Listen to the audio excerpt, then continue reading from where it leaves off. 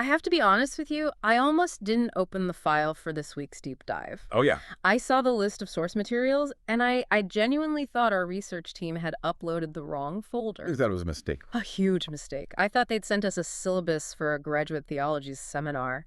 Or maybe some lost Gnostic manuscript. I mean, you look at these terms. We've got Kenosis, Pleroma, the Demiurge. It looks like we're about to start, I don't know, chanting, not doing a deep dive. It definitely has that esoteric vibe at first glance. Esoteric is putting it mildly. It seems impenetrable. But you're telling me that my first reaction that this is just dusty old religious stuff is completely wrong. It is completely wrong. And that's the whole twist here. If you actually dig into this material, especially the papers on the Hellenistic architecture of cognitive reconfiguration, you realize this isn't theology. It is, and I mean this quite literally, a technical manual. Technical manual for what? For the human predictive processing system. The audacious claim these sources make is that these ancient mystics weren't describing magic. They were describing system dynamics. Wow. They were mapping, with incredibly high resolution, the actual mechanics of how a human mind deconstructs a failed worldview and then builds a new one. So when they're talking about, like, emptying the soul, they don't mean being holy. No. They're describing a specific neural process. It's like dumping your RAM, clearing the cache. It's cognitive engineering, just, disguised as mythology. Okay, that is a massive claim. So our mission today is to, what, decode this manual? Exactly. We're going to translate this from ancient mystic to modern systems theory. The goal is to give you, the listener, kind of blueprint for what happens when your reality breaks and how to rebuild it. All right, to keep us from getting lost in all the Greek, I think we need a case study. A guinea pig. Agreed. Let's run a simulation. Okay, let's call him Thomas. He's a mid-level executive at a legacy car company, been there 20 years. He's got the corner office, nice house, the whole deal. He knows how the world works. Okay, so that's his baseline. What do the sources call that state? They use the word doxa. Now, my Philosophy 101 brain says doxa means opinion or common belief. And see, that's the trap. In this context, it's so much deeper. It's not just an opinion you hold. It's your default priors. It's the installed operating system of your brain. So it's not what Thomas thinks, it's what he thinks with. Precisely. Doxa is that state where the map just perfectly matches the territory. Thomas drives to work, his keycard works, his paycheck clears. The world behaves exactly as his internal model predicts. High confidence prediction. It feels like stability. Total stability. But deep dives aren't about stability, are they? Never. So Thomas is at his desk, a memo comes out, sales are down, the company is secretly pivoting to EVs, his entire department, it's becoming obsolete. And that brings us to the second phase, schism. The split. The source calls it internalized model inconsistency. Thomas's internal map says, I am essential. But the external data is screaming, you are a dinosaur. And the brain just hates that. It burns a massive amount of glucose trying to run two conflicting simulations of reality at the same time. So he's exhausted, irritable. He's probably trying to rationalize it. Oh, it's just a fad. They'll come back to combustion engines. He's trying to patch the doxa, but it's too late. Which leads to the moment of truth. And agnorasis. Sounds like a disease. It's a term from Greek tragedy. It means the recognition, the undeniable proof. The layoff notice lands on his desk. The structure is exposed. And this is where it gets really bad. This is where it gets terrifying. He's plunged into the state of Aporia. I looked this one up. Without passage. No way through. And this is where the ancient text maps perfectly onto modern neuroscience. The moment he hits Aporia, his anterior cingulate cortex, the ACC, just goes haywire. That's the brain's error detector, right? Exactly. It floods his system with prediction error signals. This isn't just Thomas is sad. This is a biological five-alarm fire. His brain equates unknown with predator. A profound state of biological unsafety. Yes. The CEO of his brain, the prefrontal cortex, it can't compensate. The map is wrong, the path is gone, and the whole system is screaming danger. Okay. So this is usually where the movie montage starts. Thomas finds himself, starts a new life, the end. But the sources, they say, hold on, there's a missing layer here. Something most of us just skip right over. And this is probably the most critical part of the entire framework. It's what they call the liminal interval. The space between. Yes. Between the rupture, the layoff, and any kind of reorganization, there's this gap, a space of suspension. And the sources argue that the ability to just hold that space, to sit in the aporia without panicking, That is the definition of conscious maturity. Wait, so the advice is to just do nothing, sit in the terror. It's not about doing nothing. It's about not collapsing into a simple answer. The sources call it liminal tolerance. It's the capacity to remain in unresolved complexity without reaching for a simplistic fix. That sounds almost impossible. I mean, if my brain is screaming, predator, my instinct is to run or fight, not to hold the space. And that's precisely why most individuals, and maybe even cultures, fail to truly transform. They contract. So the sources bring in other thinkers here to back this up, right? I saw names like Victor Turner and Gregory Bateson. Yeah, it's like a cognitive science all-star team. Yeah. Take Turner, the anthropologist. He's the one who really formalized this idea of liminality. The in-between state in rituals. Exactly. You're no longer a child, but you're not yet an adult. You are, for a time, functionally nowhere. And Turner's whole point was, if you don't fully inhabit that nowhere, the transformation doesn't actually take. So Thomas is in the parking lot with his box of stuff. He's not an executive. He's not anything yet. He's nothing. And if he can't tolerate that, he'll grab the first identity he can find. Now, you bring in someone like Gregory Bateson. The systems guy. Right. Bateson argued that pathology, or sickness in a system, comes from rigidity under stress. If it stays flexible, what he called symbolic bandwidth, it can metabolize the disruption. If it stiffens up, it breaks. It breaks. And then you had Ilya Prigogine, the Nobel laureate.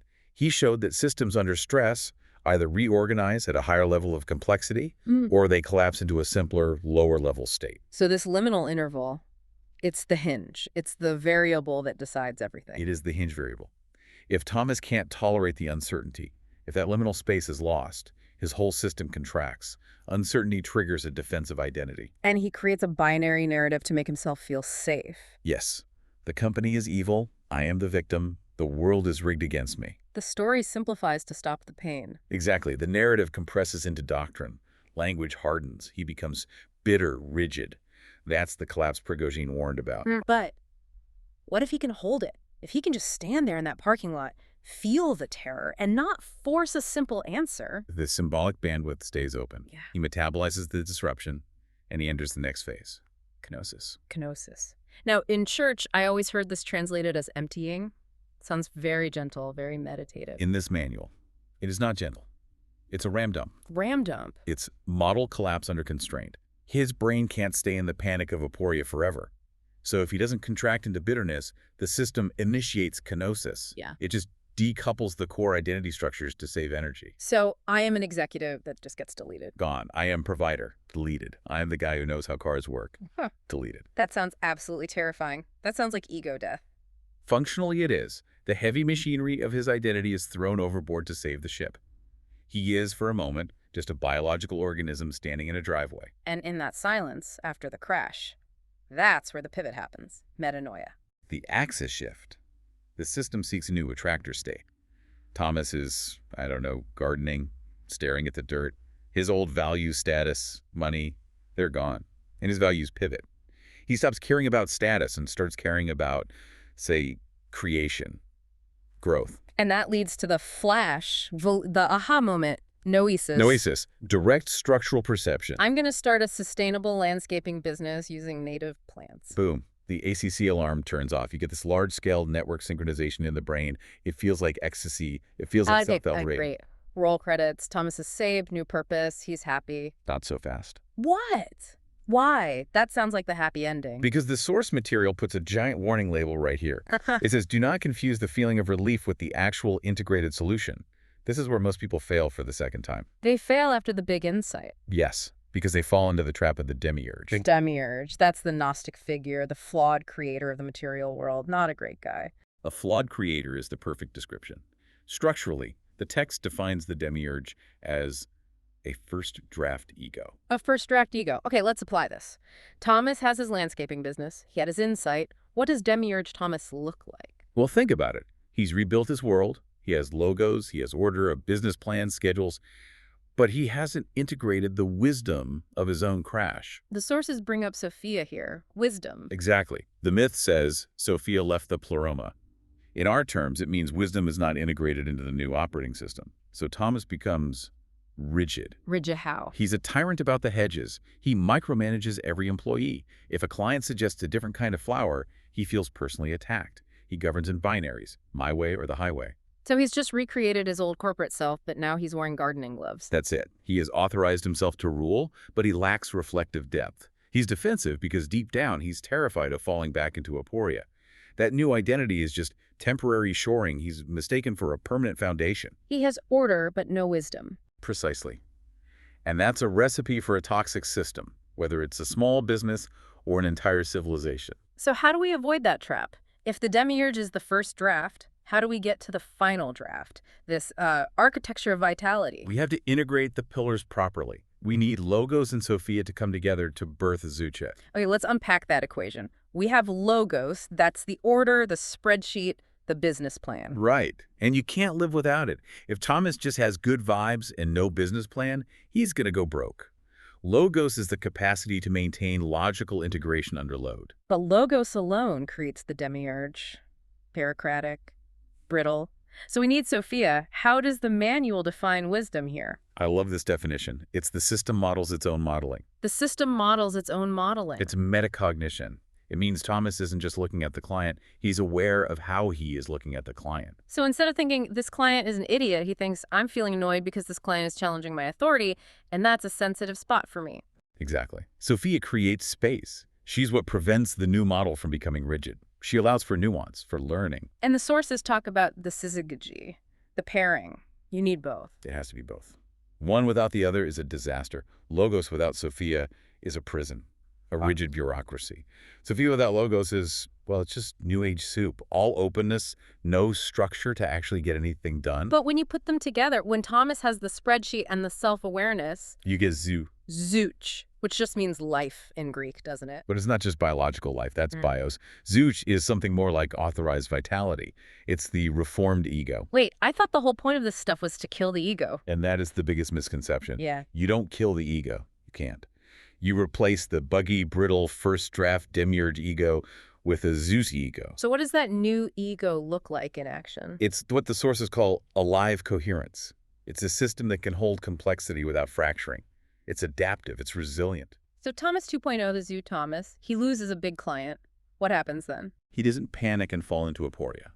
He doesn't blame the client or his team like the Demiurge would. He uses Logos to analyze what went wrong financially, and Sophia to understand his own emotional reaction to the failure. He adapts. He flows around the obstacle. He's the car with good suspension that can handle a pothole instead of the old cart that just loses a wheel. Perfect analogy. And that is the goal. Not just the flash of insight, but the sustained, integrated state of Zooch. This whole framework, I mean, it really demystifies the whole dark night of the soul concept. That's the ultimate point of these sources. This isn't mysticism. It's developmental systems theory applied recursively. It's just a map of how complexity evolves, whether in a person or a society. So as we wrap up, I want to leave the listener with a challenge. We've just walked through this entire map. Where are you on it? It's the most important question. Are you coasting in Doxa? Is your world stable?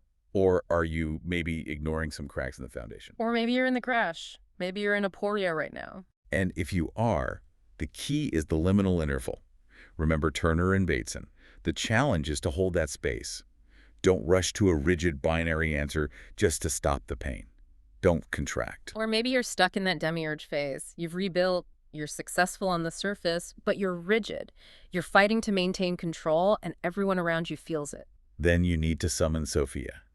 You need to start looking at your own modeling. You have to soften that shell to let vitality back in. Or maybe you're just doing the quiet, unglamorous work of building Logos to support the Sophia you found. And that is the work of real life. Just naming the state you're in, you gain some agency over it. These old Gnostic myths, they're not just stories. They're a user manual for your own mind. And the goal is always Zoosh. Yeah. Sustained, integrated vitality. Thanks for taking this deep dive with us. It was a heavy one, but I think a really necessary one. My pleasure. See you in the next reconfiguration.